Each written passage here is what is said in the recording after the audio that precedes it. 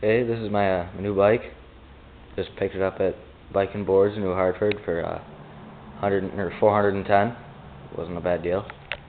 It's an FBM Marauder V2, purple. It's got a lot of metal flake in it. Looks pretty damn cool. They put on ODI long neck grips because the stock one sucked. Eastern transparent purple pedals. Eastern all plastic pivotal seat, and I don't know what brand the chain is, but it's purple. It's pretty cool on it. It's really light. Odyssey tires. Haven't broke it yet, which is probably a good thing. I only had it for like 3 days, but I'll do a hub sound check too because it sounds pretty good.